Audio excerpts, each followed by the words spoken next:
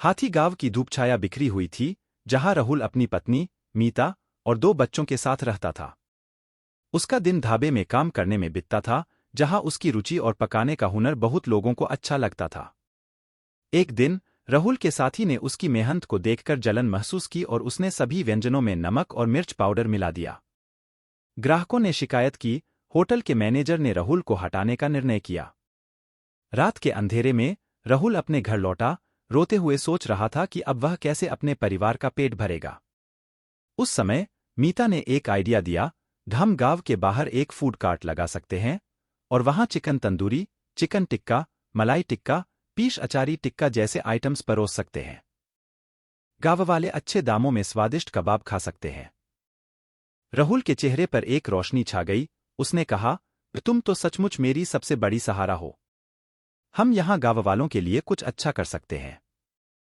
उन्होंने गांव के बाहर एक छोटे से कार्ट का आयोजन किया और वहां चिकन तंदूरी, चिकन टिक्का, मलाई टिक्का और पीश अचारी टिक्का बनाने लगे।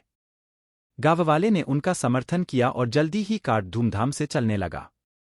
एक दिन, एक पुराना दोस्त और शहर का एक बड़ा होटलियर, अर्जुन, गांव में आया।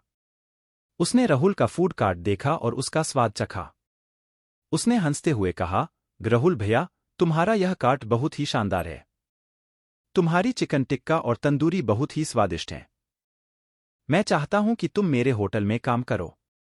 राहुल और मीता दोनों हैरान थे, पर उन्होंने इस अद्भुत अवसर को ग्रहण किया। वे अर्जुन के होटल में जाकर अपनी कला बनाए रखने लगे। अर्जुन ने उन्हें खुश रखने के लिए अच्छे भाग्य की कामना की और उन्हें अधिक स्वतंत्रता दी कि वे अपने तरीके से कुकिंग कर सकें।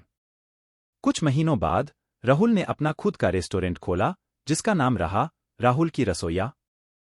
उनका रेस्टोरेंट शहर में हिट हो गया और लोग उनके स्वादिष्ट खाने की खोज में आते रहे। एक दिन, अर्जुन ने राहुल से कहा, तुम्हारी मेहनत और रुचि ने तुम्हें यहां तक पहुंचाया है और मैं तुम्हारे सफलता पर गर्वित हूं। तुमने एक छोटे से गांव से शुरू करके एक अंतर्राष्ट्रीय स्तर का कार्यक्षेत्र बना लिया है।